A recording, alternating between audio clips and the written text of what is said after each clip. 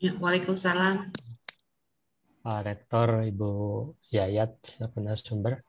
Mohon maaf dari Grapindo, langsung oleh moderator atau ada MC dulu? Ya, Assalamualaikum warahmatullahi Ya. wabarakatuh. Saya perkenalkan, saya Prajna Vita, mewakili dari Raja Grafindo. Selaku MC membuka acara ini. Selamat pagi, Angkus Kuswarno, selaku Rektor Universitas Islam Nusantara. Selamat pagi, Ibu Yayat Sri Hayati, selaku Senior Editor di PT Raja Grafindo Persada, dan selamat pagi Pak Hamdan Hidayat, selaku Sekretaris LPPM Universitas Islam Nusantara. Terima kasih untuk waktunya dan kehormatan juga buat kami bisa memfasilitasi acara hari ini. Dan untuk berlangsungnya acara hari ini, saya memberikan waktunya kepada Pak Hamdan Hidayat selaku moderator. Silakan Pak Hamdan.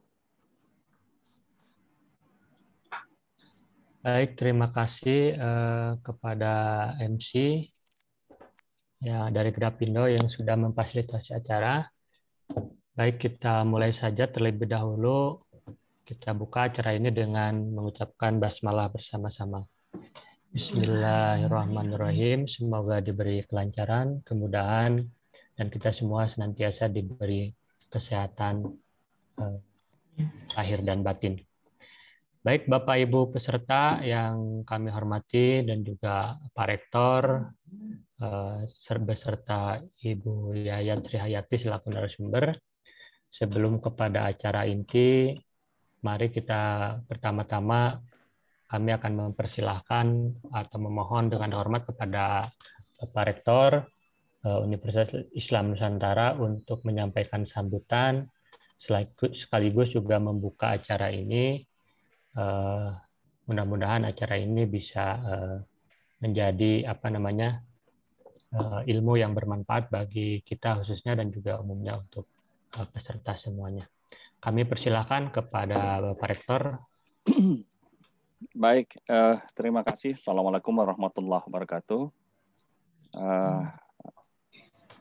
Yang terhormat Ibu Yayat Sri Hayati, Senior Editor PT Raja Grafindo Persada, yang telah bergabung ini dengan webinar workshop penulisan dan penerbitan buku. Diselenggarakan oleh LPPM Uninus, dan ini merupakan aktivitas yang sangat bermanfaat buat bukan saja buat para dosen, juga sebenarnya adalah untuk masyarakat umum, ya. Tetapi wabil khusus untuk Uninus sendiri, kesempatan ini adalah kesempatan yang sangat baik, yang seperti kita ketahui setiap dosen itu sebenarnya dituntut untuk bisa memberikan sebuah pemikiran bagi masyarakat luas itu dengan memanfaatkan berbagai media, ya. Dan salah satunya adalah media buku ini. Dan seandainya ini kan ini sudah di bawah MOU antara dua lembaga, dan merupakan sebuah kelanjutan yang mudah-mudahan dari PT Grafindo-nya sendiri itu bisa memfasilitasi juga para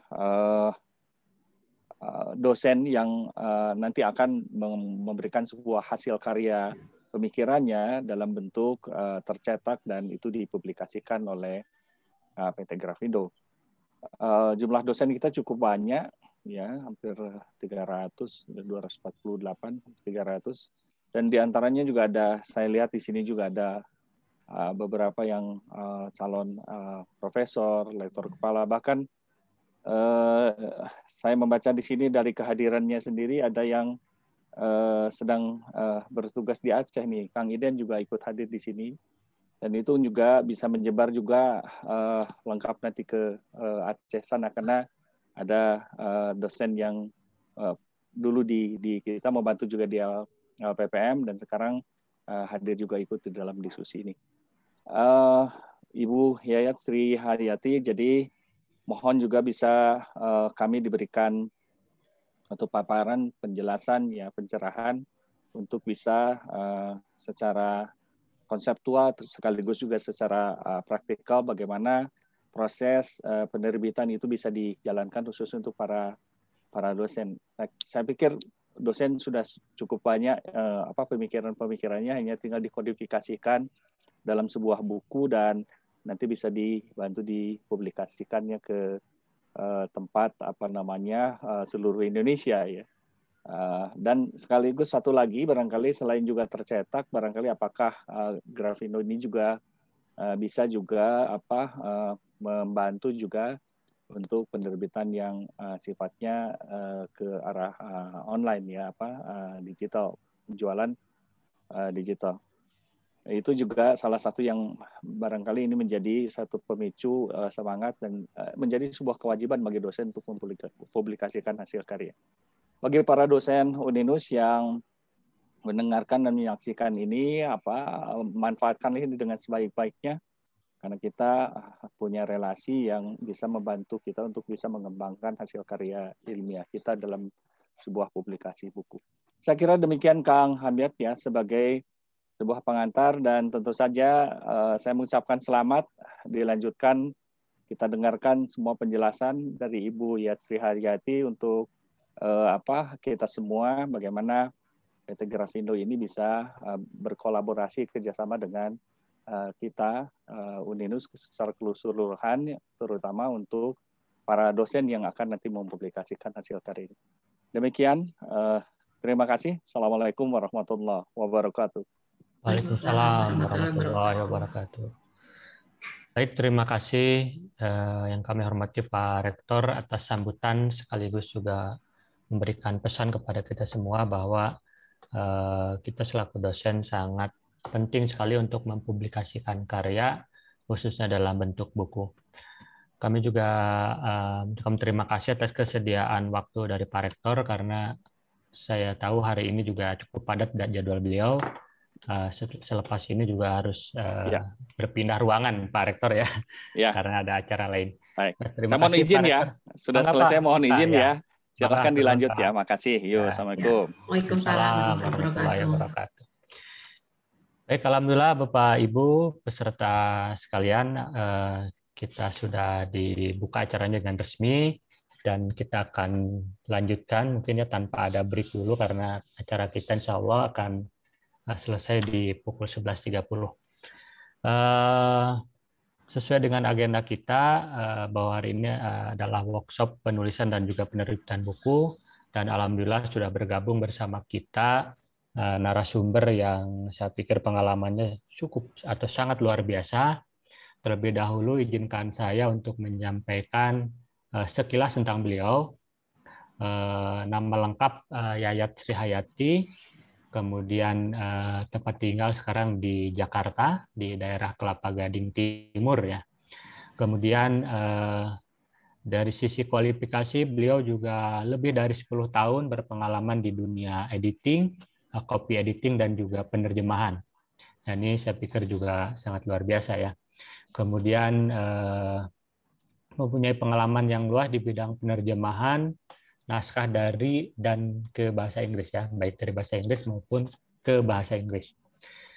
Sedangkan di bidang akademik, beliau adalah lulusan dari Universitas Indonesia di jurusan perbankan dan juga administrasi bisnis.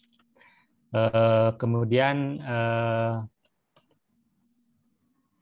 pekerjaan saat ini adalah senior acquisition editor di Raja Grafindo Persada sejak 2018. Kemudian pengalaman sebelumnya beliau juga di beberapa penerbit seperti di Kesain Blank Publishing itu tahun 2015 sampai dengan 2018 juga sebagai senior editor. Kemudian di Bumi Aksara, penerbit Bumi Aksara juga untuk koordinator bidang atau divisi perguruan tinggi atau pendidikan tinggi. Beliau juga sebagai koordinator. Kemudian di Erlangga sebagai senior editor juga untuk divisi pendidikan tinggi. Hal yang lain, beliau juga aktif sebagai freelance editor, penerjemah, dan juga penulis. Dan terakhir, beliau juga punya karya khususnya di penulisan buku anak. Ada dua buku anak ya yang diterbitkan oleh Erlangga Kids. Baik, saya pikir itu sekilas tentang beliau. Mungkin lebih jauh nanti beliau bisa menyampaikan langsung. Kami persilahkan kepada Ibu Yayat Srihayati untuk memulai kegiatan ini dan juga memaparkan hal-hal berkaitan dengan penulisan dan penerbitan. Dipersilahkan, Ibu. Ya, terima kasih Pak Hamdan. Assalamualaikum warahmatullahi wabarakatuh. Waalaikumsalam warahmatullahi wabarakatuh. Iya, yang saya hormati Bapak Profesor Dr. H. Engkus Kuswarno, Rektor Universitas Islam Nusantara, Bapak Hamdan Hidayat sebagai moderator, juga Bapak Ibu pimpinan dan pengajar Universitas Islam Nusantara, peserta webinar penulisan dan penerbitan buku. Pertama-tama saya ingin mengucapkan terima kasih banyak kepada Universitas Islam Nusantara, khususnya LPPM, yang telah bersedia bekerja sama dengan penerbit Raja Grafindo Persada untuk menyelenggarakan webinar penulisan dan penerbitan buku ini. Semoga dari acara ini nanti tidak hanya hadir karya-karya baru dari Bapak Ibu pengajar Uninus, tapi juga terjalin kerjasama dalam bentuk lain antara Raja Grafindo Persada dan Universitas Islam Nusantara, tidak hanya dalam penerbitan mencetak, namun bentuk kerjasama lain yang untuk mendukung Tridharma perguruan tinggi. Nah, perkenalkan tadi Pak Hamdan Hidayat sudah mengenalkan sedikit mengenai biodata saya. Saya Yayat Srihayati, editor senior di penerbit Raja Grafindo Persada. Di Raja Grafindo Persada ini saya tugasnya tidak hanya mengolah naskah dari naskah mentah menjadi sebuah buku, tapi saya juga bertugas untuk mencari naskah-naskah yang berkualitas, baik dari segi konten maupun dari segi pasar untuk dijadikan sebuah buku. Itu jadi suatu saat nanti jika Bapak Ibu ingin mengajukan naskah ke penerbit, pihak pertama yang perlu diyakinkan bahwa naskah Bapak Ibu itu bagus itu adalah editor. Jadi kami adalah seperti gerbangnya nih, sebelum buku diterbitkan ini kami dulu yang lihat ini, gitu. Nah, izinkan saya share screen ya.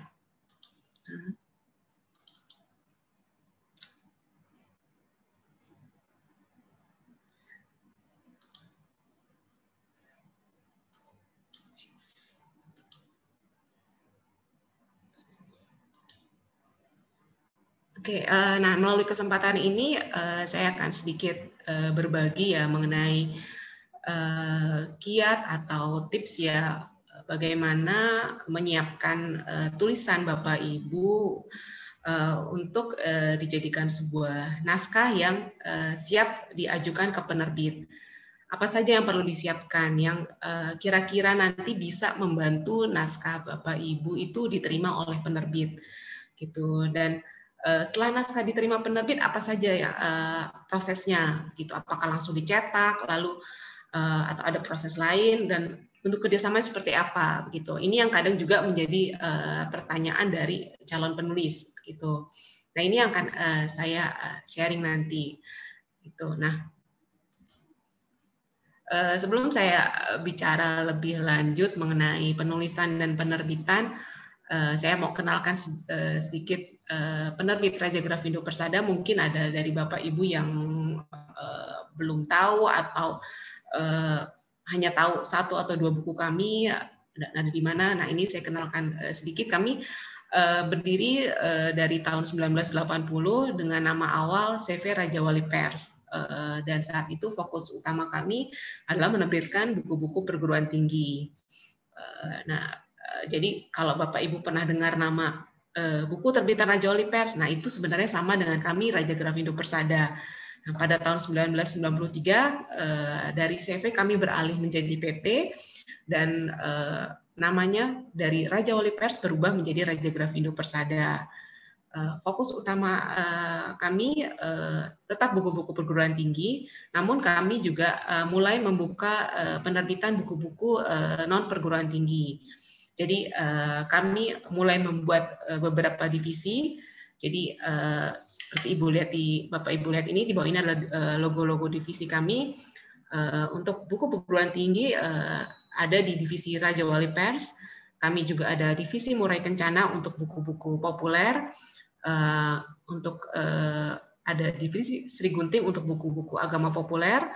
Kami juga ada Raja Wali Sport untuk buku olahraga. Lalu ada Raja Wali Cilik untuk buku anak, dan kami juga ada divisi Kolibri untuk novel.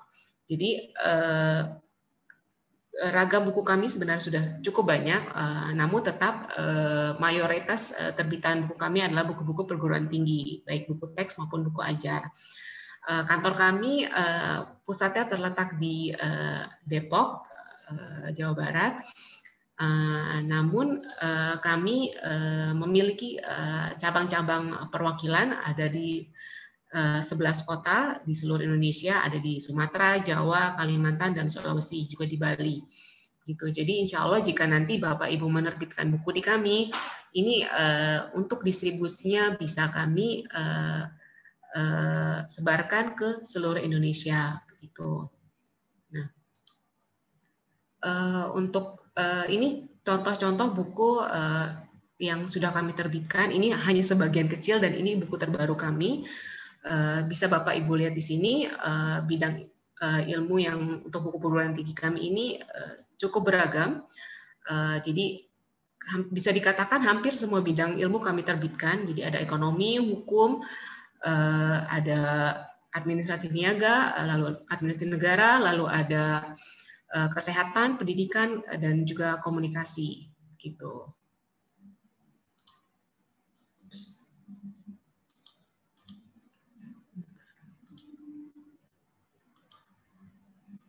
Oh, sebentar ya, ini ada. Nah, sekarang kita masuk ke buku teks atau buku ajar. Ini sebenarnya saya yakin Bapak Ibu juga sudah tahu apa itu buku teks atau buku ajar. Ini saya refresh aja karena nanti kita akan membahas mengenai buku perguruan tinggi yang pastinya itu ada buku teks, ada juga buku ajar. Ya, buku teks atau buku ajar itu merupakan manual untuk pengajaran dalam cabang ilmu sebagai pegangan untuk suatu mata kuliah dan sarana pengantar pengetahuan. Dibuat dengan bahasa yang mudah dimengerti oleh mahasiswa dan bisa berwujud cetakan atau e-book dan ditulis dan disusun oleh pakar di bidangnya. Tentunya memenuhi kaidah buku teks serta diterbitkan secara resmi, artinya memiliki ISBN dan disebarluaskan.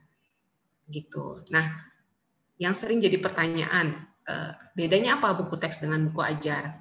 Nah, kalau buku teks, pertama kita bicara buku ajar dulu. Kalau buku ajar itu dia secara isi berbasis silabus, gitu, dan sudah pasti digunakan dalam pembelajaran. Nah, kalau buku teks sifatnya pendamping pembelajaran dan tidak berbasis silabus. Biasanya berisi pendalaman materi tertentu. Gitu. Jadi nanti suatu saat jika Bapak Ibu ingin membuat buku perguruan tinggi, ini juga harus tentukan apakah ingin buat buku ajar atau buku teks. Gitu. Intinya kalau buku ajar mengacu persis kepada silabus, tapi kalau buku teks tidak. Gitu. Namun keduanya sama-sama bisa digunakan sebagai buku pendamping pembelajaran. Gitu. Nanti untuk secara detail isinya juga ada bedanya, itu nanti akan saya jelaskan. Nah, yang sering jadi pertanyaan ini, terutama bagi penulis baru, gitu. Ini mulainya dari mana dan apa saja yang mesti disiapkan? Sebenarnya sih kalau untuk Bapak Ibu dosen ini tidak sulit ya, karena saya yakin pengalaman menulisnya jauh lebih banyak daripada penulis-penulis umumnya, penulis awam apalagi, karena Bapak Ibu dosen pasti punya pengalaman menulis jurnal atau menulis artikel atau mungkin monograf dan membuat penelitian. Sebenarnya langkah-langkahnya itu kurang lebih sama. Jadi pertama ya harus menentukan tema. Kita mau menulis apa. Lalu lakukan riset, ini juga penting. Gitu. Lalu setelah kita tentukan tema dan riset, baru kita susun outline-nya.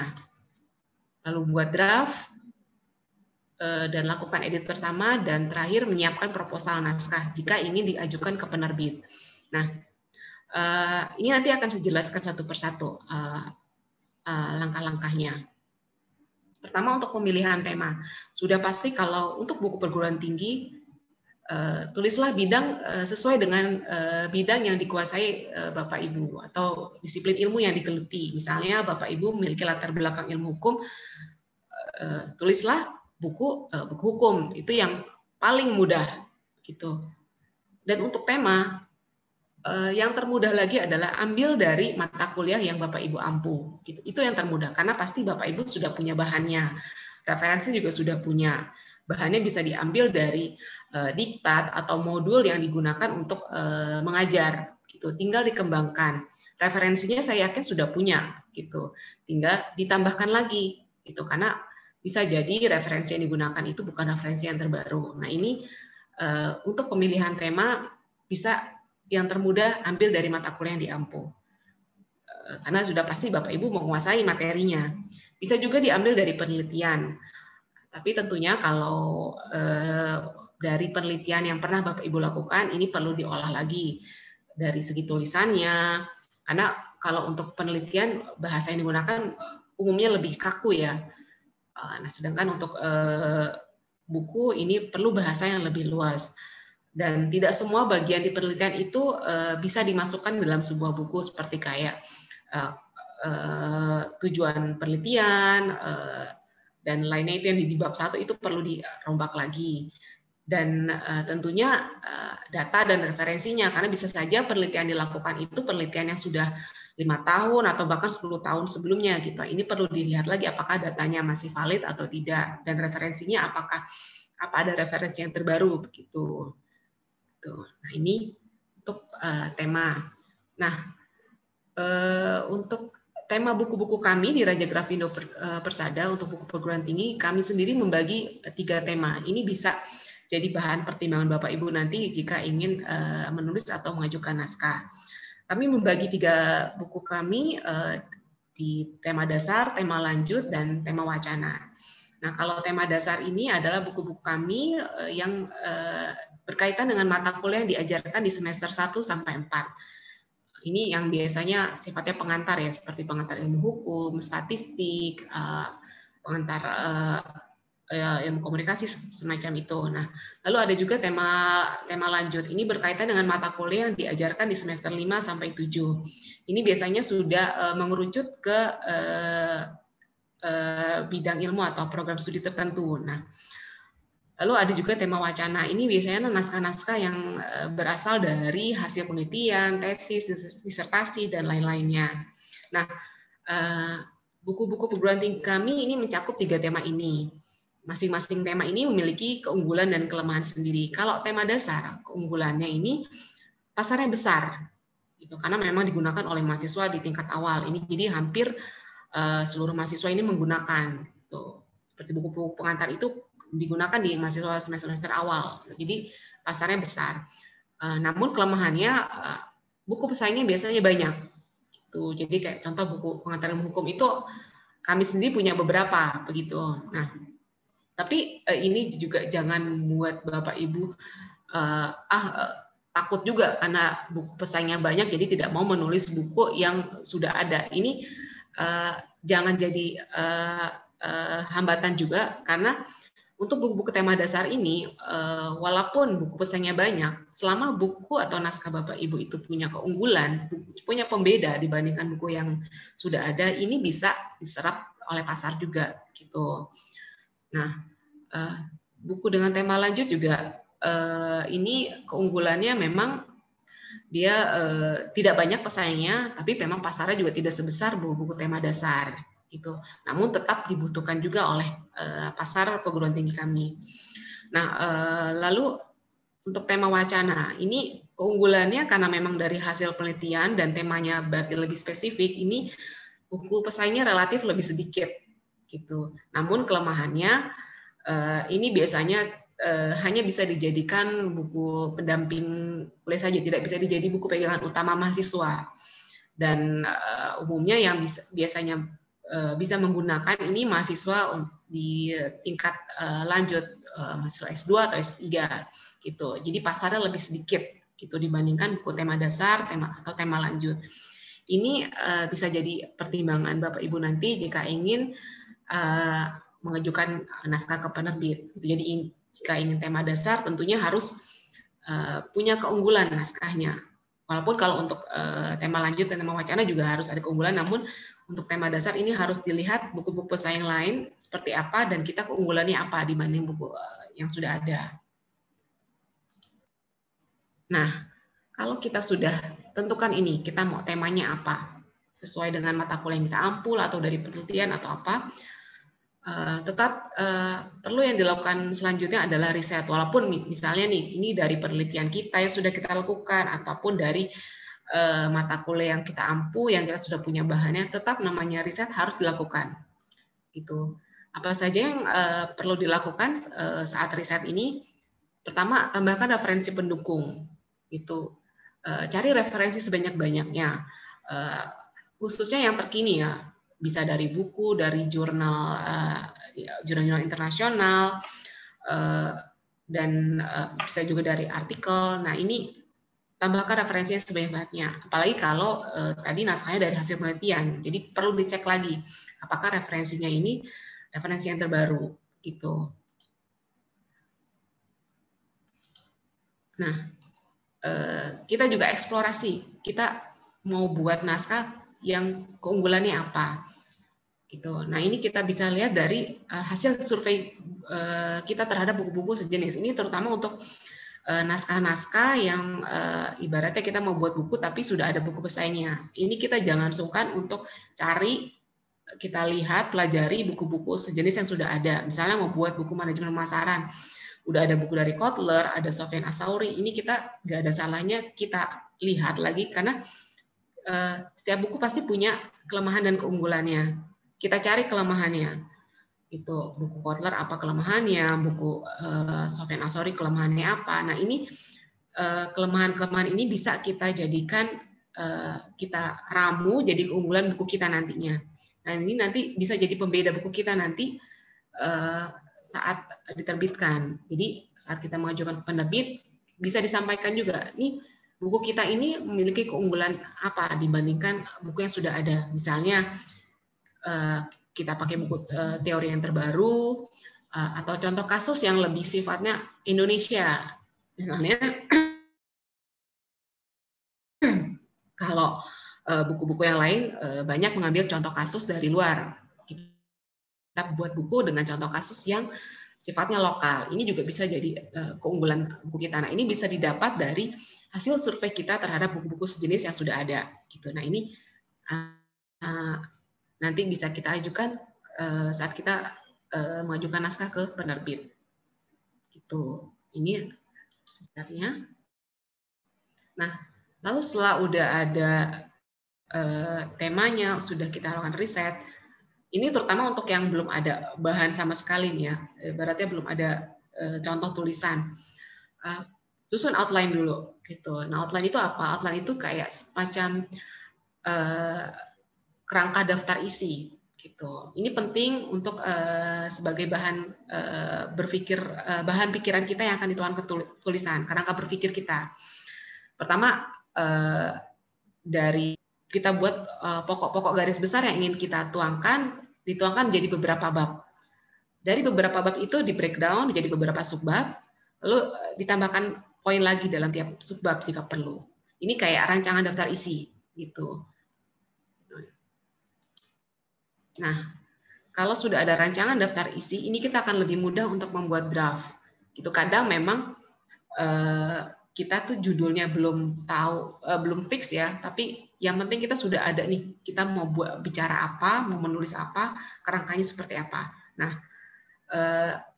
judul ini perlu juga nanti saat mengajukan ke penerbit, karena kadang saya juga menerima naskah yang belum ada judulnya.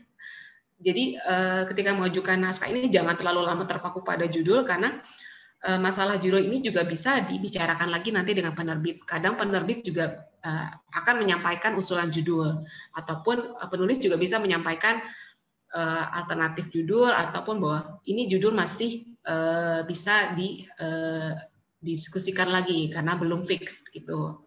Nah, lalu susun daftar isi yang sudah fix. Tadi kita sudah ada outline, kita kembangkan lagi, kita pastikan lagi daftar isinya.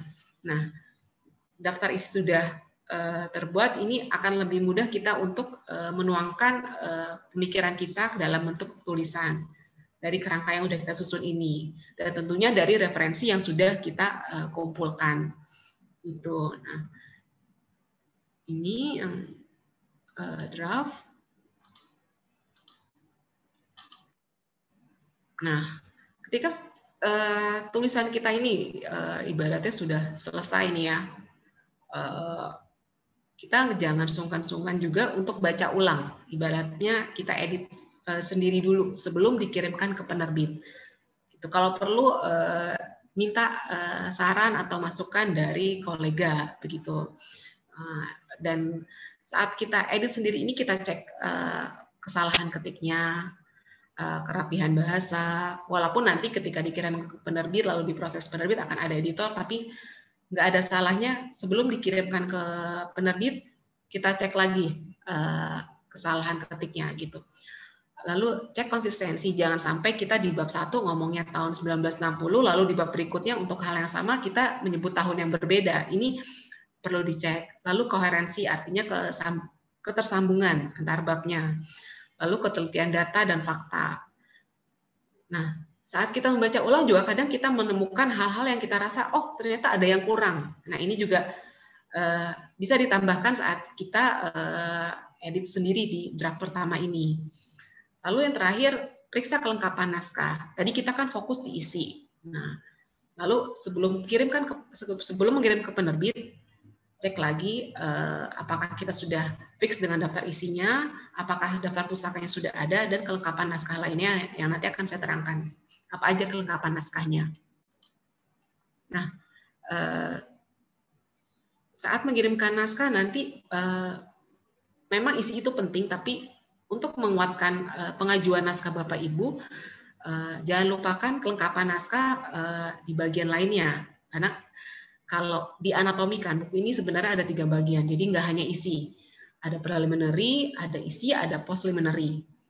Nah, preliminary itu terdiri, kalau buku itu ada halaman Perancis, itu ini seperti ini halaman yang isinya judul aja, nggak ada nama penulis dan nggak ada penerbit. Lalu ada halaman judul utama, itu ada judul, penulis, dan ada penerbitnya. Nah, lalu ada keterangan penerbit atau keterangan hak cipta, lalu ada daftar isi, daftar gambar atau tabel kalau ada, lalu ada kata pengantar, dan ada prakata. Kalau prakata ini itu adalah kata pengantar dari kita. Kalau kata pengantar ini dibuatkan oleh orang lain. Nah, saat kita mengajukan naskah ke penerbit, yang perlu dilampirkan ini pertama sudah pasti judul. Walaupun tadi saya bilang itu misalnya Bapak Ibu belum yakin, itu nggak apa-apa, tapi cantumkan judulnya. Lalu daftar isi. Ini untuk bahan kami para editor untuk melihat alur tulisan Bapak Ibu sebelum kami membaca lebih lanjut tulisannya. Lalu kata pengantar atau prakata. Ini walaupun sifatnya sementara tidak apa-apa dilampirkan saja terlebih dahulu. Lalu bagian kedua isi. Nah, kalau untuk buku teks ini untuk penjabaran isinya langsung saja ke materi. Nah, sedangkan kalau buku ajar ini sebelum masuk ke bagian penjabaran isi, di awalnya itu harus ada tujuan pembelajaran. Nah, karena ini mengacu ke silabus, ini tujuan pembelajarannya Bapak Ibu bisa lihat di SAP gitu. Dan di akhirnya itu selalu ada rangkuman dan latihan. Ini beda isi antara buku ajar dan buku teks gitu. Jadi kalau nanti Bapak Ibu ingin buat buku ajar, perlu diingat di bagian awalnya ada tujuan pembelajaran dan di akhirnya itu ada rangkuman atau kesimpulan dan ada latihan. Gitu. Kalau buku teks tidak, langsung ke penjabaran isi. Lalu ada bagian ketiga adalah post-preliminary. Ini yang biasanya isinya lampiran, daftar pustaka, glosarium, indeks, dan biodata penulis. Nah, saat mengajukan naskah ke penerbit, ini Bapak Ibu yang perlu dilampirkan adalah pertama daftar pustaka. Ini penting sekali untuk buku perguruan tinggi ini agar kami bisa melihat referensi yang Bapak Ibu gunakan, gitu. Apakah referensi yang terbaru, apakah memang referensi yang valid. Lalu biodata penulis. Nah, kalau lampiran, daftar indeks, glosarium ini bisa menyusul saat proses produksi. Tuh, nah, ini yang perlu diperhatikan saat mengajukan naskah ke penerbit. Jadi dari bagian preliminarnya ada judul, ada daftar isi, prakata, lalu bagian isinya perlu dibedakan antara buku teks atau buku ajar, dan lampirkan juga biodata dan daftar pustaka. Gitu. Nah, saat pengerjaan naskah ini yang perlu diperhatikan juga ini adalah masalah plagiarisme. Karena bagaimanapun suatu karya atau suatu tulisan itu harus orisinil. Nah, bagaimana nih? Ini sedikit tips ya dari saya bagaimana untuk menghindari plagiarisme. Pertama yang sudah pasti adalah mencantumkan sitasi. Jadi untuk setiap kutipan atau gambar, tabel, atau apapun yang diambil dari sumber lain, ini dicantumkan asalnya. Entah itu dari buku, dari jurnal, atau dari internet, itu cantumkan. Lalu catat berbagai sumber daftar pustaka sejak awal. Jadi jangan sampai yang sudah kita masukkan di isi itu nggak tercantum di daftar pustaka. Jadi supaya tidak terlewat, itu bisa berbarengan prosesnya, begitu. Lalu bisa juga dengan lakukan parafrase. Jadi untuk setiap kutipan itu yang kita ambil dari sumber lain, kita ubah dengan bahasa kita sendiri. Ini bisa untuk mengurangi tingkat kemiripan. Tuh. Nah, yang terakhir itu gunakan aplikasi cek anti plagiarisme. Ini sudah cukup banyak, baik yang free maupun yang berbayar. Masing-masing memiliki keunggulan dan kelemahannya sendiri, tapi dengan menggunakan aplikasi ini kita bisa mengecek tingkat kemiripan tulisan kita dengan buku-buku yang sudah diterbitkan, gitu. Nah, ini tidak ada salahnya juga jika Bapak Ibu lakukan saat proses penulisan dan ini sebelum dikirimkan ke penerbit, gitu. Nah, yang sering jadi pertanyaan juga ini oleh penulis ini mengenai format naskah. Sebenarnya kami tidak ada ketentuan baku seperti apa formatnya, namun yang pasti kami menerima naskah dalam bentuk soft copy. Jadi bukan bentuk, walaupun ada yang memberikan dalam bentuk print out, tapi nanti pada akhirnya kami akan mintakan soft copy-nya juga. Bentuknya bisa Word atau PDF. Itu. Tapi nanti saat untuk mulai proses produksi kami akan mintakan file Word-nya.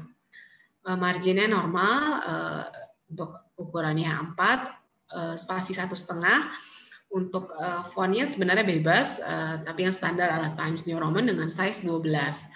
Untuk jumlah halamannya kami biasanya merekomendasikan minimal 200 halaman begitu. Tuh. Ini masalah format. Nah, yang biasanya saya sarankan juga untuk para calon penulis saat mengajukan naskah ke penerbit, selain menyiapkan naskahnya, juga siapkan proposal naskah. Ini terdiri dari, pertama, deskripsi singkat buku. Ini bisa 1 sampai 2 paragraf. Ini seperti menggambarkan bukunya tentang apa dan keunggulannya juga apa. Ini bisa jadi seperti cuplikan buat kami para editor sebelum membaca naskahnya lebih detail. Apalagi untuk naskah-naskah yang diajukan tapi masih berbentuk outline atau belum final. Jadi baru beberapa bab dan daftar isi aja. Naskahnya belum selesai. Jadi nggak ada salahnya tuliskan bukunya ini tentang apa dan keunggulannya apa. Lalu sampaikan juga suplemen penunjang yang disediakan. Ini sifatnya opsional aja, tidak harus. Misalnya kalau dulu ada buku yang ada CD-nya atau menyediakan PowerPoint. Kalau sekarang mungkin misalnya nanti dalam buku akan disertakan link yang akan mendirect ke soal-soal ataupun contoh kasus yang terbaru yang selalu diupdate. Nah, Lalu target pembacanya siapa? Misalnya target pembacanya adalah mahasiswa Fakultas Ekonomi semester 1, gitu misalnya. Lalu resume penulis ini sama dengan biodata yang tadi di kelengkapan naskah. Nah, ini yang sebaiknya Bapak Ibu siapkan juga saat mengajukan naskah ke penerbit. Nah, ini nggak ada salahnya juga sampaikan informasi tambahan seperti buku pesaing. Jadi kami jadi bisa lihat, oh Bapak Ibu ternyata sudah melakukan riset juga untuk menerbitkan atau menuliskan naskah ini. Itu lalu cantumkan buku pesaingnya adalah ABCD, tapi keunggulan buku atau naskah saya dibandingkan buku pesaing ini adalah apa gitu. Misalnya kasus yang terbaru atau referensinya tidak hanya dari buku tapi dari jurnal juga. Nah, ini yang perlu disampaikan. Pasar potensialnya, misalnya pasar potensial adalah mahasiswa saya di semester 1 ada 3 kelas misalnya. Lalu kolega yang bisa diminta kata pengantar atau mereview atau memberikan testimoni. Ini sifatnya opsional juga. Karena kadang ada juga penulis yang tidak ingin ada kata pengantar dari pihak lain, hanya dari penulisnya sendiri. Itu nggak masalah, begitu. Ini sifatnya opsional. Nah, kalau naskahnya udah siap nih, sudah minimal sudah ada beberapa bab dan ingin diajukan penerbit, tentu pertama pilih penerbit yang sesuai dengan naskah yang diajukan. Ya kalau buku perguruan tinggi tentu saya merekomendasikan Raja Grafindo Persada. Nah, dan pilih juga penerbit yang memiliki jangkauan nasional. Nah, kalau Raja Grafindo Persada yang tadi seperti Bapak Ibu lihat, kami sudah memiliki perwakilan di 11 kota. Jadi insya Allah jika Bapak Ibu bukunya terbitkan di kami, ini bisa menjangkau ke seluruh wilayah di Indonesia.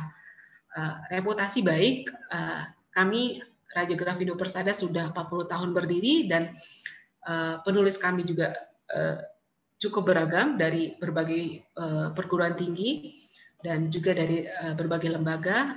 Insya Allah kerjasama kami selama ini berjalan dengan baik. Nah, selain itu kenapa Raja Grafindo Persada? Kami memiliki layanan pustaka yang terintegrasi.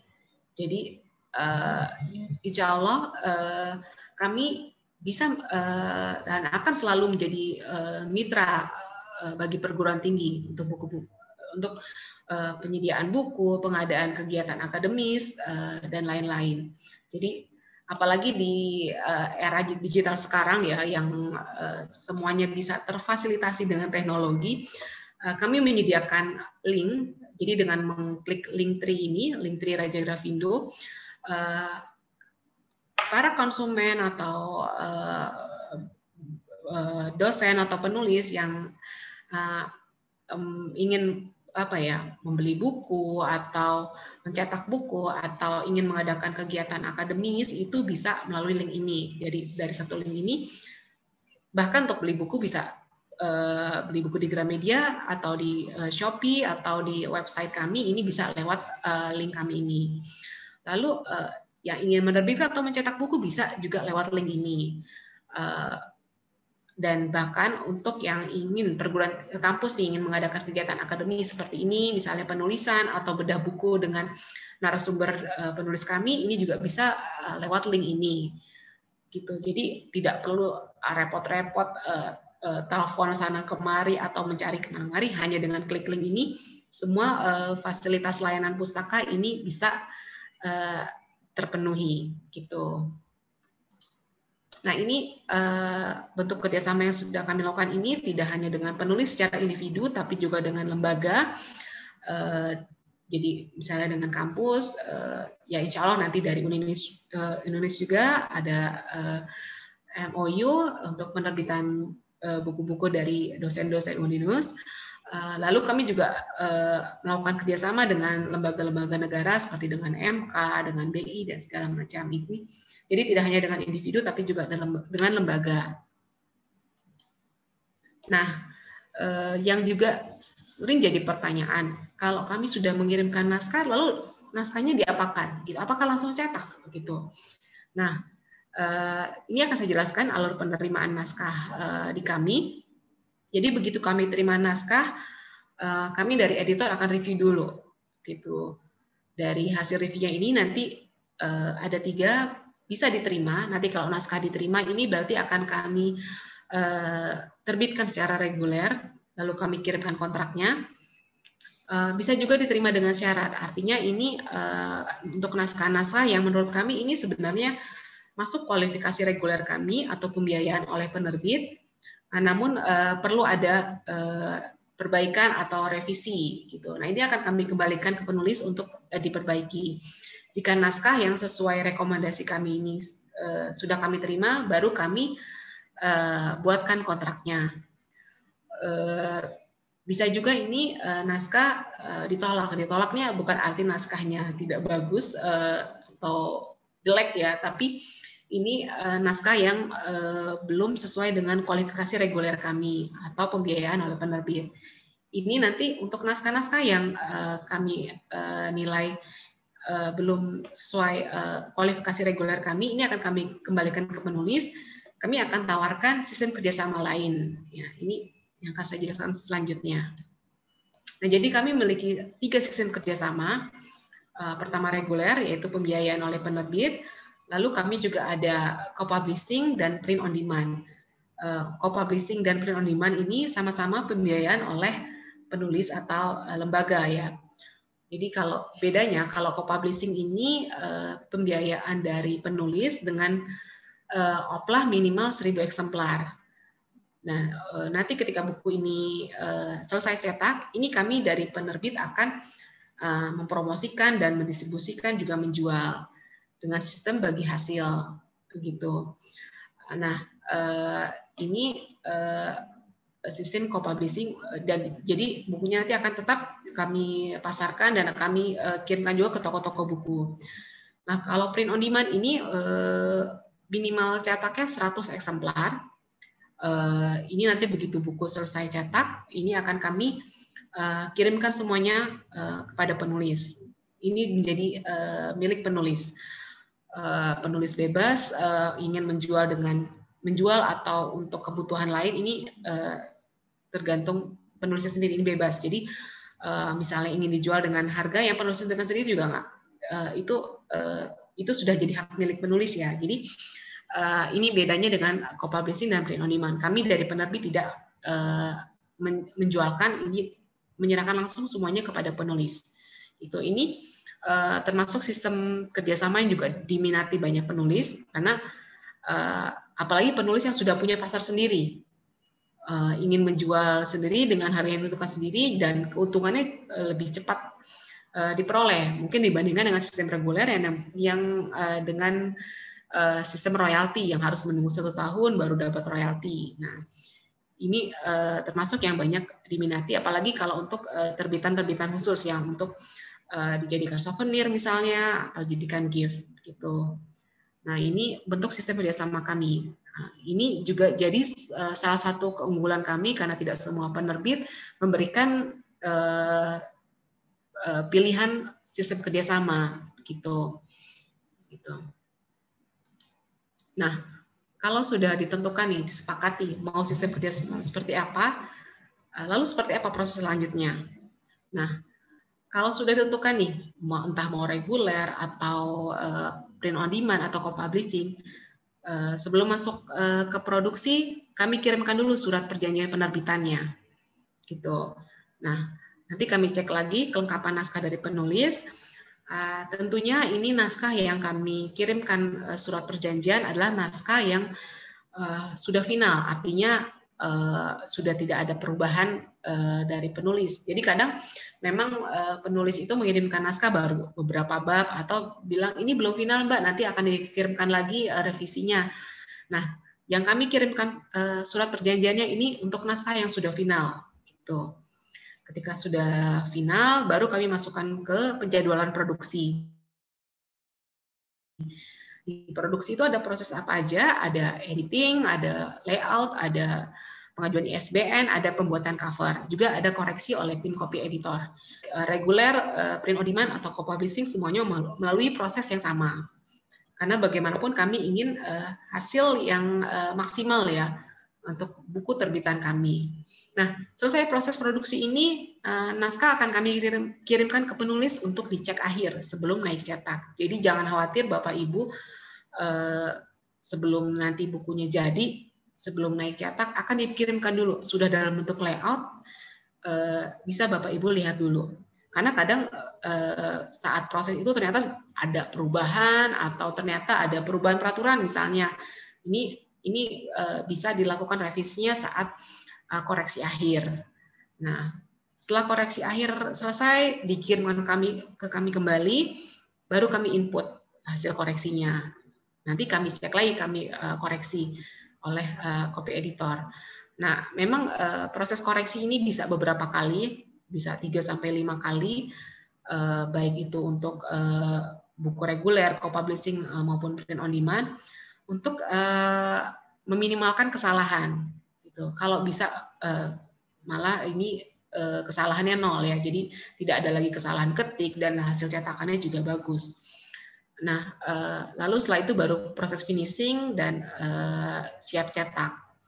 Nah, ketika proses pencetakan ini kurang lebih waktunya 2 minggu, kami dari tim promosi itu juga sudah mulai menyiapkan materi promosi ya, membuat flyer atau membuat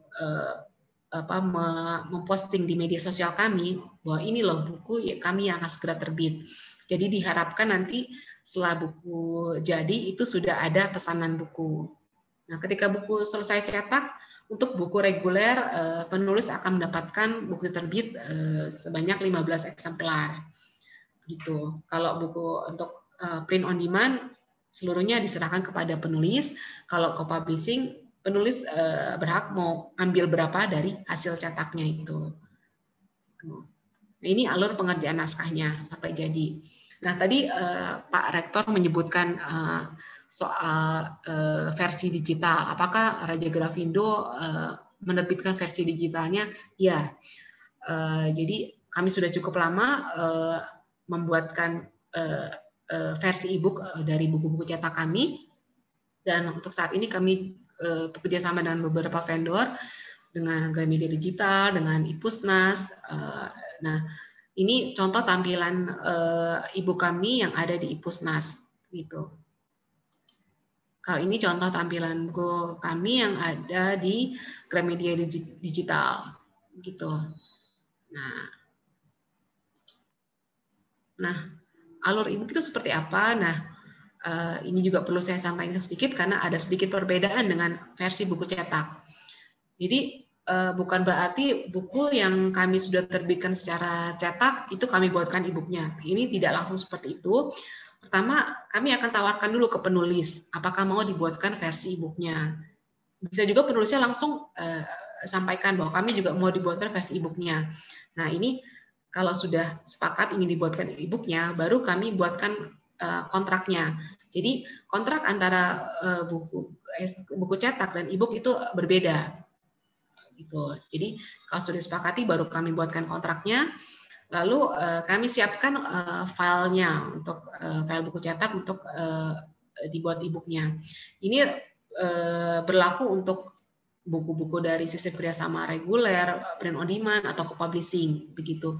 Ini bisa kami buatkan e-booknya. Dan untuk buku print on demand, mungkin walaupun buku cetak tidak kami jual, tapi kami bisa jualkan e-booknya, versi e-booknya, gitu. Lalu kami juga setelah siapkan hasil filenya ini, kami ajukan ISBN-nya lagi. Jadi ISBN untuk e-book. Gitu. Jadi walaupun sudah ada buku cetaknya, sudah ada ISBN-nya, tapi kalau untuk e-book ini beda lagi ISBN-nya, ada ISBN khusus e-book gitu. Jadi tidak langsung buku cetak langsung memang ada e-booknya, tidak, karena ada proses lagi. Baru setelah kita dapatkan ISBN-nya, baru kita bisa finalisasi, lalu akan kami unggah e-booknya. Setelah terunggah bisa diakses oleh pembaca, dan kami juga akan melakukan promo e-booknya. Jadi bukan hanya promo buku cetaknya, tapi juga promo e-booknya. Nah, itu sekilas mengenai apa yang harus disiapkan saat menyiapkan tulisan untuk menjadikan sebuah naskah ke penerbit dan proses penerbitan di penerbit kami Raja Grafindo Persada. Mudah-mudahan cukup jelas dan bisa menggugah motivasi Bapak Ibu untuk mulai menulis, atau bahkan sebenarnya saya yakin sudah ada tulisan nih, tapi masih tersimpan di file laptop, atau sudah pernah di print tapi masih tersimpan di laci, atau itu mulai dilihat kembali, dirapikan kembali, kirim ke penerbit. Jangan sungkan, jangan ini belum sempurna, ini nggak pede atau apa, karena tulisan sampai kapanpun nggak akan ada yang sempurna gitu. Dan balik lagi nanti setelah diproses produksi akan ada waktu untuk proses revisi atau koreksi begitu. Nah, kalau ada yang ingin ditanyakan, silakan nanti setelah ini mungkin ada sesi tanya jawab, atau mungkin ingin bertanya lebih lanjut nanti setelah acara ini bisa kontak ke WA saya, ini nomor saya, atau ada email saya ini, atau juga bisa ke media sosial saya. Gitu. Terima kasih atas waktu dan kesempatannya. Assalamualaikum warahmatullahi wabarakatuh. Saya kembalikan ke moderator. Terima kasih banyak Ibu Sri, ya saya panggil Ibu Sri saja, atas informasi dan juga pemaparannya yang detail terkait dengan proses atau alur penulisan dan juga penerbitan buku. Baik Bapak Ibu, barangkali ada yang mau bertanya langsung. Sekarang kita punya waktu kurang lebih tersisa 27 menitan lagi ya untuk tanya jawab. Kalau ada yang mau bertanya langsung, silahkan langsung angkat tangan atau raise hand. Atau kalau tidak ada, saya mulai dari chat dulu mungkin Ibu ya.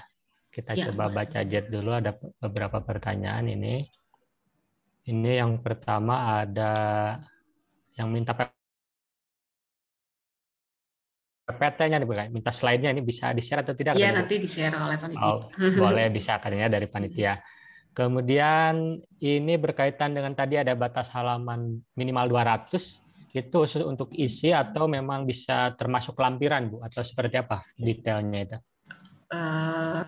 Sebenarnya isi aja ya Pak ya. Isinya tapi aja, ya. Tapi nggak masalah kalau misalnya baru 180 atau itu nggak masalah. Tapi jangan sampai isi sama lampiran itu ntar banyakan lampiran gitu. Ya. Apalagi ini buku hukum jadi banyakan undang-undang gitu kan. Ya. Itu yang perlu diperhatikan. Jangan itu. Udah jelas berarti ya ini dari Ibu Widya tadi. Jadi 200 halaman usahakan itu isinya saja ya. Kemudian ini dari ada Pak Iden ini berkaitan dengan buku ajar itu katanya tadi ada kodifikasi antara mata kuliah dasar dengan lanjut. Nah ini biasanya standarnya dari siapa? Apakah dosen yang menentukan? Karena ini ada kasus misalnya di perguruan tinggi A mata kuliah ini ada di semester awal, di perguruan tinggi B ada di semester lanjut. Nah ini seperti apa kira-kira menentukannya Ibu? Kalau ini sebenarnya kalau yang pembagian tema tadi dasar lanjut ini itu dari kami sebenarnya Pak. Jadi kami sendiri yang membagi buku-buku kami. Jadi ini Bapak Ibu juga jangan terlalu fokus pada ini temanya maunya buku dasar, tapi kok di kampus lain sebenarnya ini tema lanjut. Jadi kebingungan sendiri. Itu jangan difokuskan di situ, tetap dicantumkan di proposalnya nanti bahwa naskah ini bisa digunakan di semester ini. Nanti kami dari editor juga punya tugas, kami ngecek nih ke kampus-kampus lain. Ini kalau di kampus lain ini seperti apa, silabusnya seperti apa, perbedaannya seperti apa. Itu nanti kami yang tugas kami yang ngecek begitu dan membagi temanya itu kemana gitu.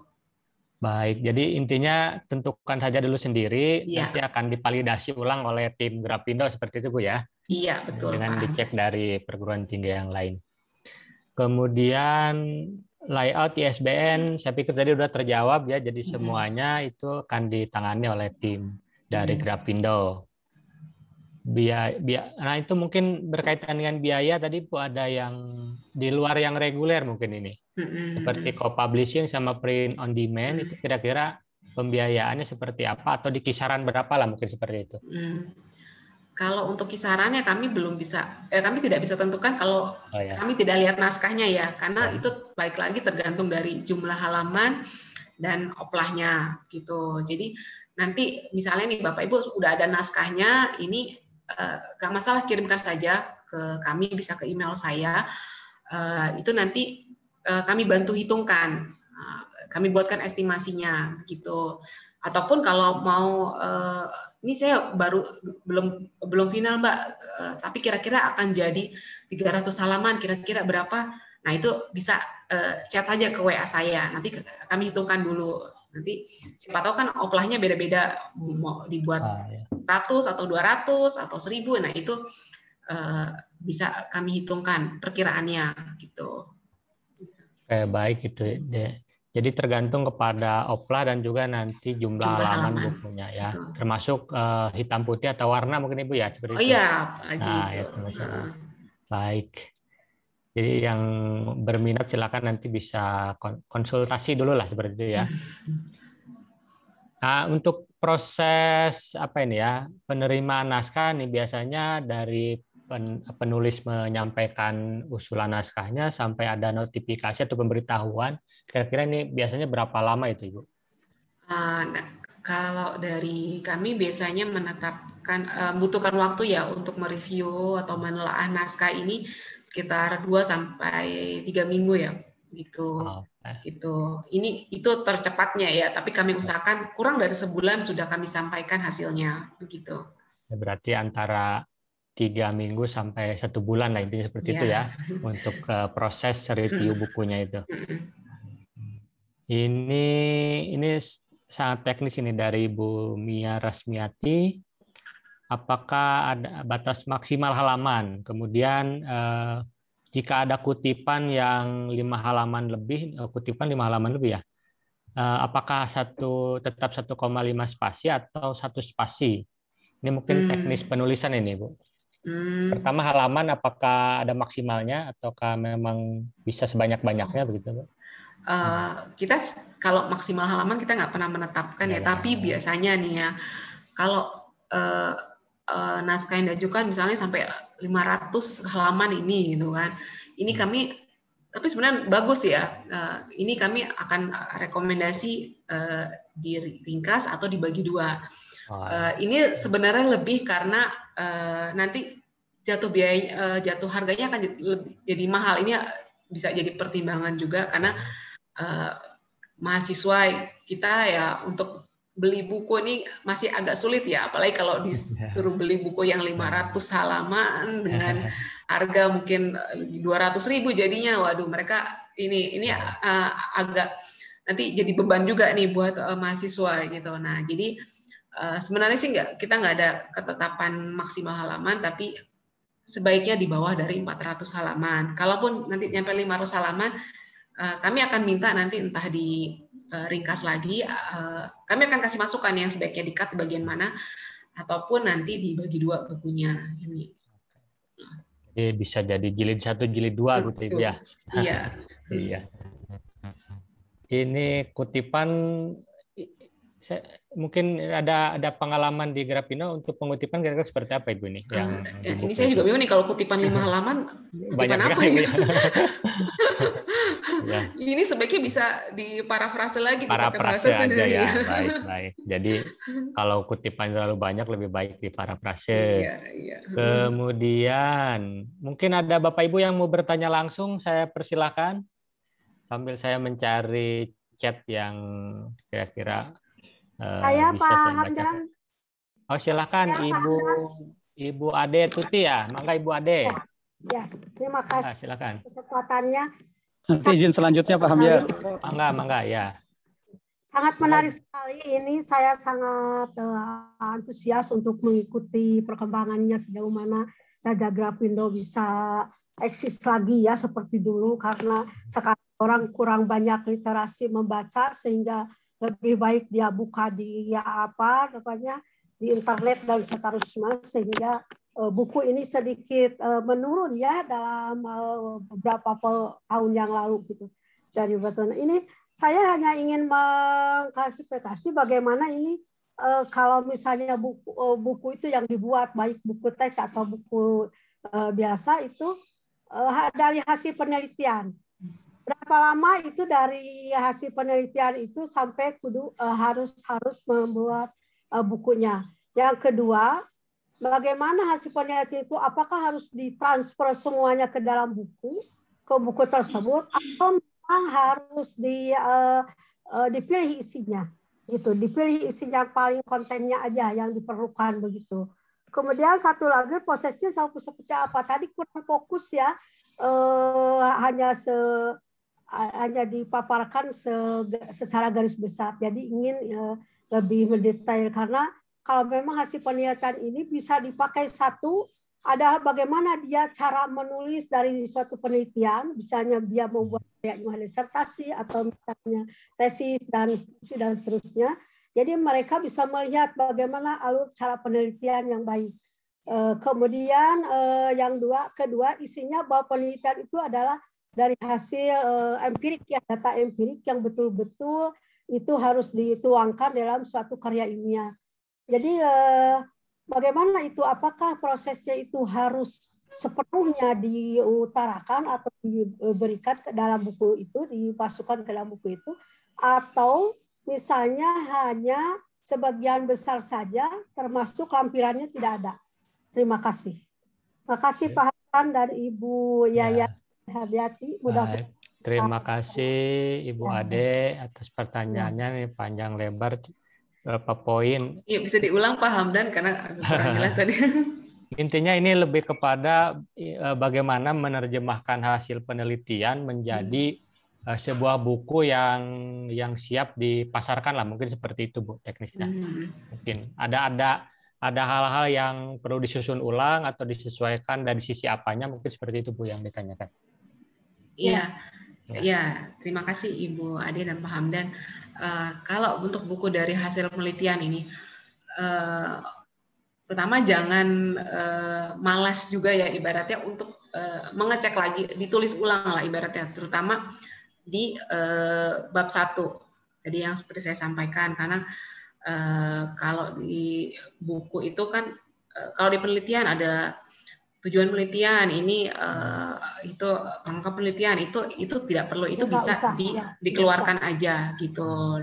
Nah dan dilihat lagi kan biasanya ada teori-teori di sana untuk latar belakang. Nanti itu juga judulnya jangan latar belakang, itu mungkin bisa diganti judulnya gitu. Nah itu lalu juga di bagian akhir tuh penutup. Biasanya kan kalau penelitian itu udah kesimpulan ya, berbentuk poin-poin. Nah ini poin-poinnya dihapus, ini ditulis ulang gitu. Jadi jangan karena ini bukan laporan penelitian ya begitu. Jadi ditulis ulang walaupun isinya tetap berupa penutup atau kesimpulan, tapi tidak berbentuk poin-poin. Nah ini yang perlu kalau untuk secara isinya, dan dicek lagi juga datanya apakah ini masih berlaku atau tidak. Kalau perlu untuk lebih menguatkan, cari contoh yang terbaru. Nah apalagi kalau penelitian itu sudah umumnya kan mengacu ke studi kasus tertentu ya, misalnya di daerah A. Nah ini untuk membuat bukunya itu lebih punya nilai jual, ini memang sih agak PR ya. Ini ditambahkan lagi studi kasusnya, jadi tidak mengacu ke spesifik studi kasus A begitu di daerah A gitu. Karena misalnya kita penelitian di daerah A, nanti kalau kita jual bukunya nih hanya laku di daerah A aja ini. Gimana dengan daerah lain atau kampus yang ada di daerah lain gitu. Nah ini memang tantangannya kalau untuk mengubah buku dari penelitian jadiin sebuah buku yang dijual ke umum ya. Kalau penelitian kan dijual, ibaratnya dijualnya ke penguji ya. Jadi memang bahasanya lebih formal, kita harus lebih terstruktur dan dan spesifik ya. Sedangkan kalau untuk dijual lebih umum, untuk serapannya lebih luas, mau nggak mau bentuk topiknya agak kita perluas begitu. Itu Bu. Ya, terima kasih. Baik, cukup jelas ya. Jadi intinya ada perlu disesuaikan lagi atau perlu ada bagian-bagian yang disesuaikan dengan kepentingan buku ya. Baik, tadi sudah minta izin Pak Agus Mulyanto, dipersilahkan. Kemudian setelah ini nanti Pak Rifki tadi sudah angkat tangan. Mangga Pak Agus. Ya, terima kasih. Assalamualaikum warahmatullahi wabarakatuh. Waalaikumsalam warahmatullahi wabarakatuh. Jelas ya Pak Hamdan suaranya? Alhamdulillah jelas. Kampusnya di lockdown nih, masih sepi di sini. Ibu Sri, saya melanjutkan dari Bu Ade tadi, Bu Sri. Nih, saya sebenarnya dulu 2005 sampai 2008 menjadi nulis buku ajar SMA. Itu udah sangat lama itu. Dan ternyata yang paling sulit itu Pak, Bu, memelihara ini nih, memelihara semangat untuk terus menulis. Nah, kalau pengalaman saya dulu itu ada editor yang ngejar-ngejar, Bu. Ngejar-ngejar progres minggu ini berapa halaman, berapa bab begitu ya. Nah, kalau dengan Grafindo apakah ada semacam pendampingan begitu, Bu, untuk memelihara semangat ini teman-teman dosen dan terutama saya nih? Kalau idenya ada, sudah ada di filenya, tapi itu sudah akhirnya berapa bulan, berapa tahun baru kebuka lagi. Ini apakah di Grafindo nanti ada semacam pendampingan begitu? Itu yang pertama, Bu, ingin saya tanyakan. Karena tentu saja kalau pendampingan itu tentu saja di awalnya harus ada semacam perjanjian dan konsekuensinya. Ya, pertanyaan yang kedua ini juga keberatan teman-teman dosen nih, Bu, biaya naskah nih, Bu. Barangkali bisa disebut, andai kata saya ada naskah, kemudian kalau diestimasi 200 halaman, dari sisi penulis berapa yang mesti disiapkan, kan itu juga bisa jadi dari bagian hibah penelitian, bisa juga dari uang pribadi atau dari hasil apa tunjangan sertifikasi ya Bu Ade ya, itu yang digunakan untuk biaya itu. Terus satu lagi ini tentang isi buku, Bu. Tadi kan 200 itu apakah 200 naskah saja atau sudah termasuk ilustrasi? Kemudian untuk ilustrasi, barangkali kalau itu dari penulis sendiri saya kira aman. Tapi kadangkala penulis tidak punya Ibu ilustrasi itu, sehingga ngambilnya dari berbagai sumber, dari internet gitu ya. Nah, ini kaitannya dengan hak cipta. Apakah di Grafindo andai kata ada perjanjian bersama untuk menulis, bisa juga dibantu untuk ilustrasinya. Andai kata ilustrasinya sepenuhnya oleh penulis juga bagaimana? Kalau dulu pengalaman saya ketika nulis itu hanya naskahnya saja, Bu. Jadi ilustrasi ada bagian tim di penerbit yang membuat ilustrasi segala macam, hanya nanti ada diskusi dengan penulis. Mungkin itu Pak Hamyat, mudah-mudahan jelas pertanyaannya ya. Terima kasih. Terima kasih Bu Sri. Tunggu jawabannya. Terima kasih Pak Agus. Intinya ini ada 3 poin ya yang saya perhatikan itu. Berkaitan dengan apakah dari Grafindo ada layanan pendampingan penulisan. Yang pertama, yang kedua berkaitan dengan biaya naskah mungkin bisa disampaikan dari yang sudah mungkin ya. Kira-kira kalau 200 halaman itu, kalau berarti perjanjiannya non reguler kira-kira di angka berapa? Kemudian isi buku berkaitan dengan ilustrasi, apakah 200 itu dengan ilustrasi atau tanpa ilustrasi? Dan apakah dari Grafindo menyiapkan tim untuk ilustrator ini? Mangga Ibu, terima kasih. Iya, terima kasih Pak Hamdan dan Pak Agus. Ini mungkin lebih banyak nanti ditujukan buku sekolah ya, buku ini ya, buku pelajaran sekolah ya Pak Agus ya. Kalau masalah ilustrasi ini, kayaknya buku kuliah, ini buku teks. Buku ajar ya, buku ajar. Oh ya, buku ajar ya. Oke. Pertama masalah pendampingan. Ini sebelumnya ini Pak Agus tadi cerita pengalamannya bikin buku ajar untuk sekolah ya Pak ya. Nah, ini memang kalau untuk buku sekolah ini editornya memang tugasnya benar-benar mendampingi, artinya ibaratnya menyiapkan, mengecek ini naskahnya apakah benar-benar secara isi juga sesuai kurikulum dan lain-lainnya ya gitu, dan menagih progres segala macam. Nah, kalau untuk buku perguruan tinggi kami progres tetap kami tagih gitu. Jadi jangan takut Pak Agus, kami editor juga rajin menagih nih, terutama yang udah ada surat perjanjiannya tapi ternyata penulisnya masih mau revisi. Nah, apalagi pas sudah mau naik cetak nih, kadang penulis juga lama ininya proofreadnya gitu. Padahal udah layout segala macam, tinggal naik cetak. Ini koreksi akhirnya kadang juga suka lama. Ini tetap kami tagih ya jangankan itu, yang belum, ibaratnya yang baru menjanjikan aja nih, karena kan saya tugas juga akuisisi editor, cari-cari naskah.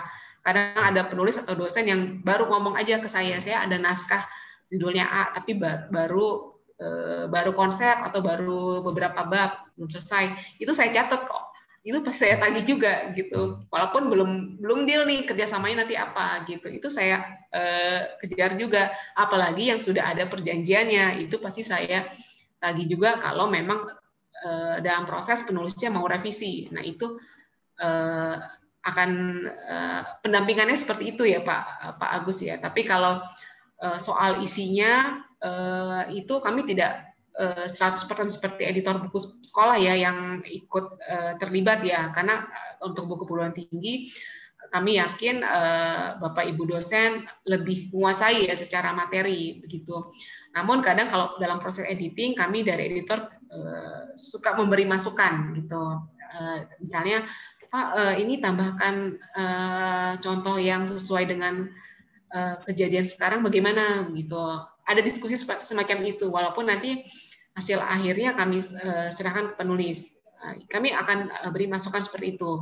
Itu misalnya Pak kita beri masukan ini sepertinya bagian ini perlu dihapus saja Pak atau Bu, ini karena contoh ini terlalu sensitif. Ini akan ada proses diskusi semacam itu. Tapi sifatnya diskusi ya gitu. Jadi nanti kami kembalikan lagi ke penulis gitu. Penulis pun juga begitu, ketika dalam proses itu merasa ternyata ada hal baru yang ingin ditambahkan, itu silakan gitu. Lalu masalah biaya naskah ini, nah masalahnya sih tidak bisa paparkan di sini karena bukan saya yang menghitung gitu. Karena yang menghitung adalah orang produksi yang tahu biaya kertas, yang segala macam ada formulanya lah. Saya ini editornya hanya nyari bisa, Bu, ya? gitu. Bu, kalau estimasi bisa walaupun tidak tepat. Ya tapi baru nanti saya takutnya malah saya salah nih, karena saya biasanya hanya sebagai penyampai aja. Jadi saya sampaikan ke tim produksi, tolong hitung ini estimasi segini berapa biayanya. Cuma kayak paling tadi sempat sebelum webinar ini ada sempat yang nanya ke saya masalah jumlah halaman 300 dengan amplas 100, itu tadi udah dihitungkan itu 8,5 juta. Nah itu contohnya gitu. Tapi itu yang bisa saya kasih itu aja nih, karena itu baru tadi komunikasi saya dengan ada calon penulis sebelum webinar ini yang masih saya ingat. Kalau yang lainnya saya nggak ingat ya, karena saya harus cek lagi nih ke produksinya. Nah nanti Pak Agus kalau mau ini bisa WA saya, nanti saya bisa sampaikan ke produksi gitu. Nggak apa-apa walaupun saya hanya sebagai perantara aja nih, karena memang bukan saya yang menghitung gitu. Gitu saya tidak bisa menghitung-hitung produksi nih. Kalau ngedit bisa deh. Gitu. Lalu itu 200 halaman apakah sudah termasuk ilustrasi? 200 halaman itu ya sudah termasuk gambar atau grafik yang tercantum dalam naskah. Itu karena udah bagian dari isi. Nah, kalau ilustrasi saya nggak tahu nih ilustrasi yang dimaksud Pak Agus nih seperti apa nih. Kalau di buku sekolah kan memang suka ada ilustrasi gambar gitu ya. Itu biasanya memang kalau penerbit buku sekolah ada ilustrator sendiri begitu. Nah, kalau gambar-gambar yang di buku kami itu kadang penulis sudah mencantumkan dan memang itu biasanya diambil dari luar, tapi kalau tidak ada sumbernya kami akan kembalikan ke penulis untuk dimintakan dicantumkan sumbernya. Itu kalau misalnya dari internet, dari mana, tanggal berapa diaksesnya, atau dari buku lain dicantumkan juga, begitu. Gitu Pak. Oke, baik. Terima kasih Bu ya. Saya pikir cukup jelas ya. Ini berkaitan dengan pendampingan dan biaya juga tadi sudah dimunculkan ya, meskipun itu estimasi. Baik, ini kita tersisa beberapa menit lagi. Saya persilakan Pak Rifki, Pak Warek, saya persilakan. Tadi sudah acungkan tangan. Mangga. Terima kasih Pak Hamdan.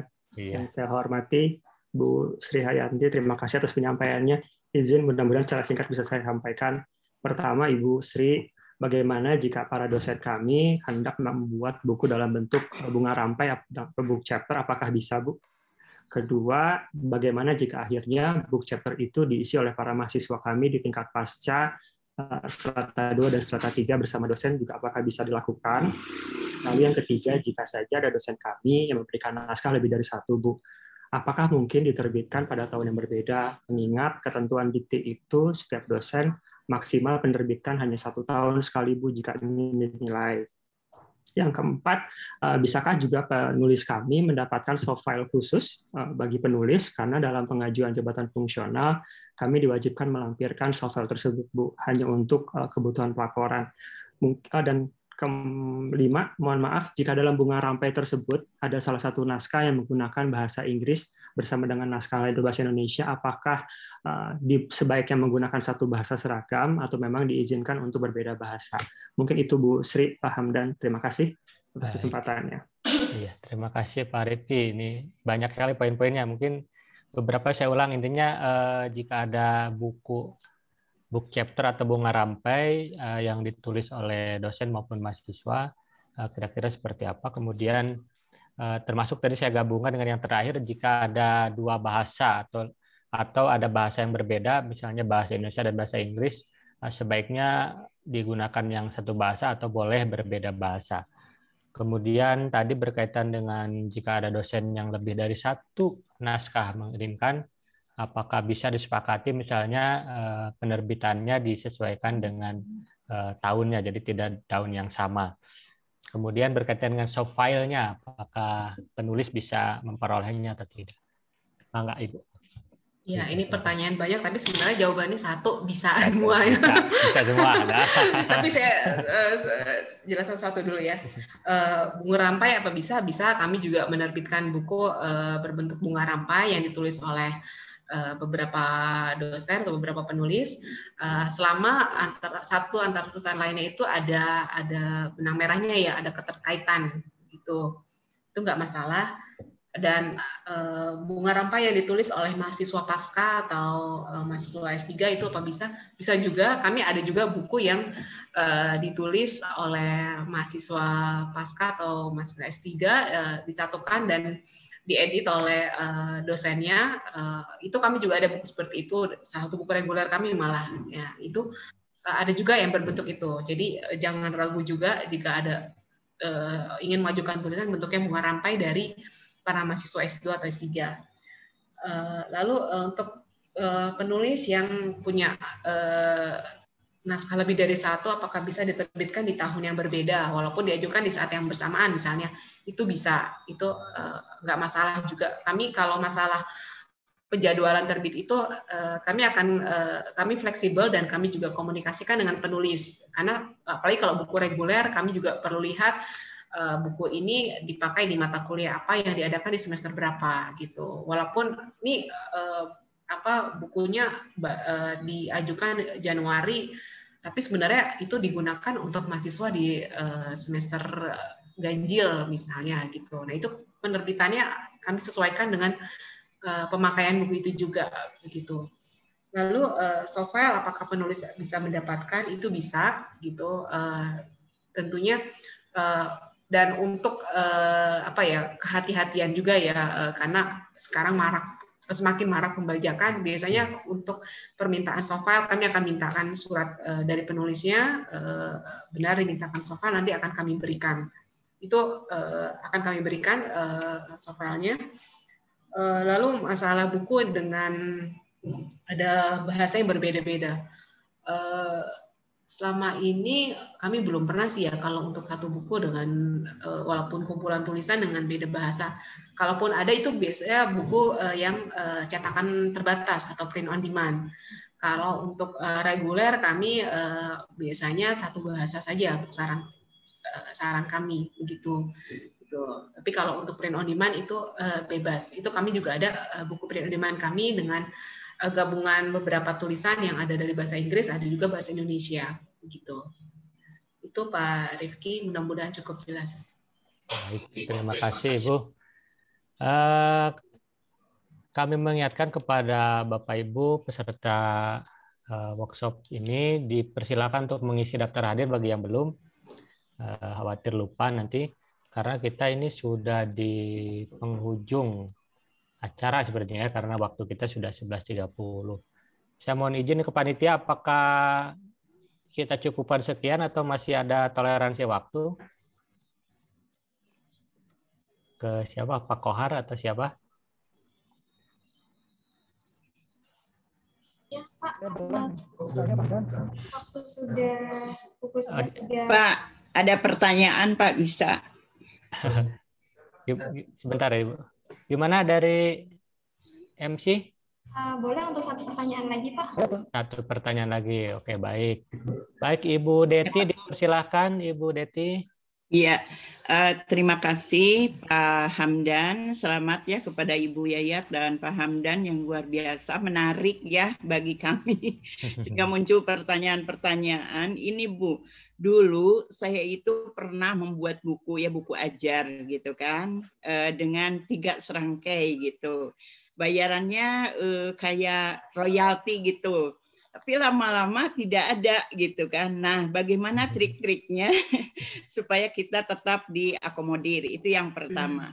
Kemudian yang kedua, bagaimana sistematikanya kalau kita membuat buku sejarah suatu lembaga atau sekolah gitu kan. Nah, itu layoutnya seperti apa, Bu? Terima kasih ya, Bu ya. Mohon maaf. Oke. Ya, silakan langsung saja Ibu. Ya, Ibu Deti.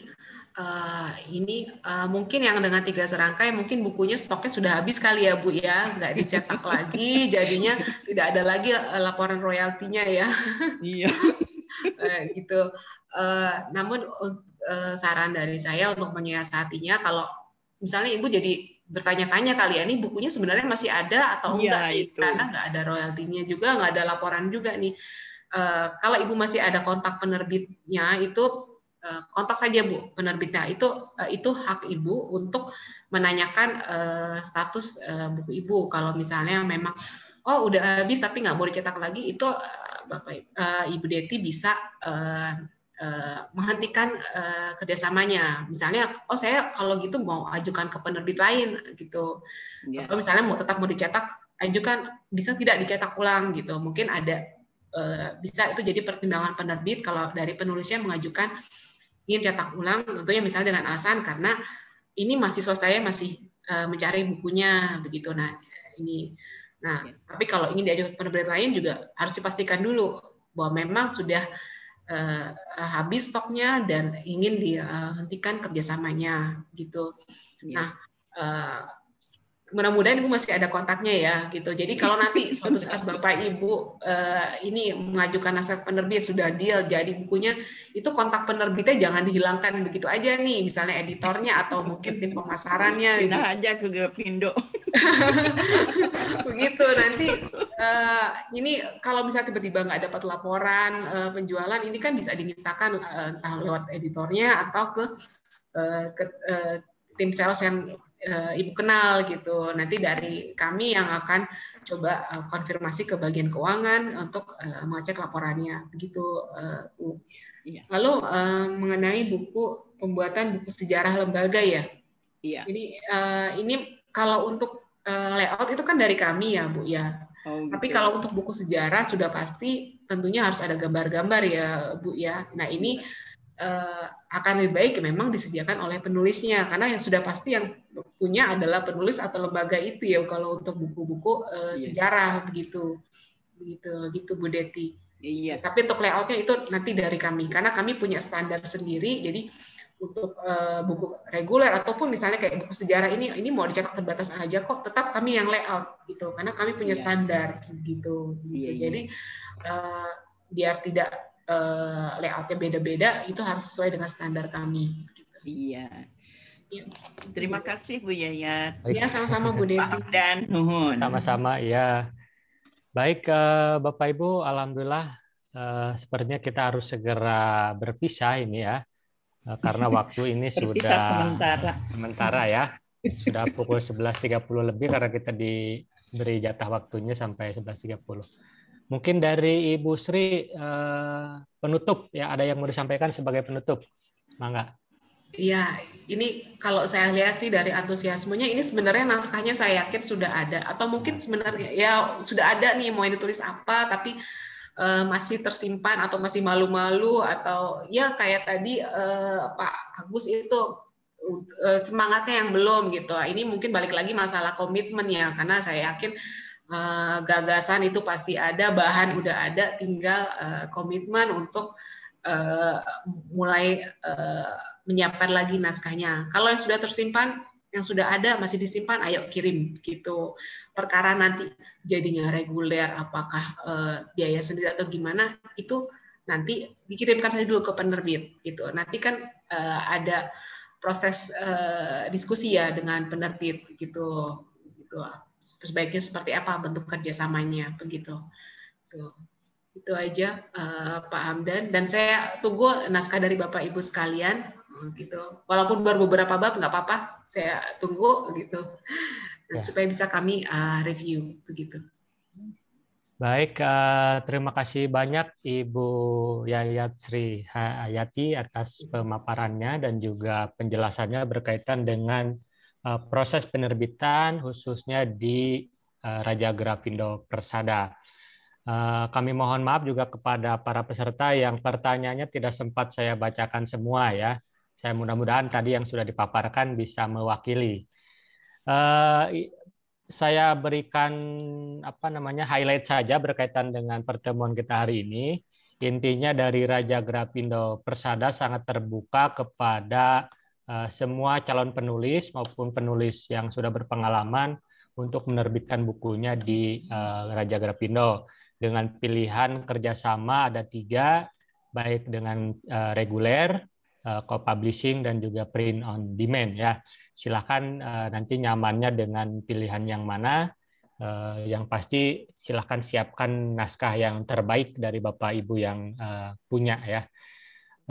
Saya Hamdan Hidayat selaku moderator. Mohon maaf jika ada hal yang kurang berkenan.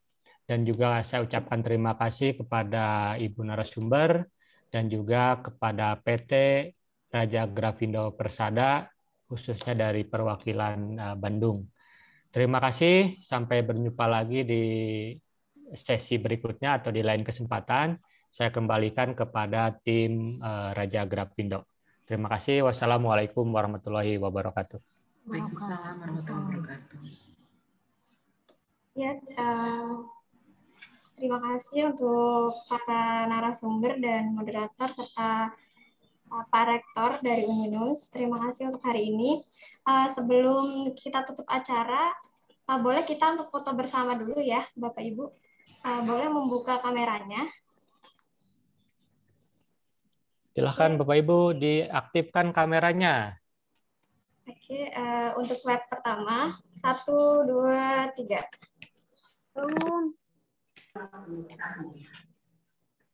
Untuk slide kedua, 1, 2, 3. Kemudian untuk slide terakhir, slide ketiga, 1, 2, 3.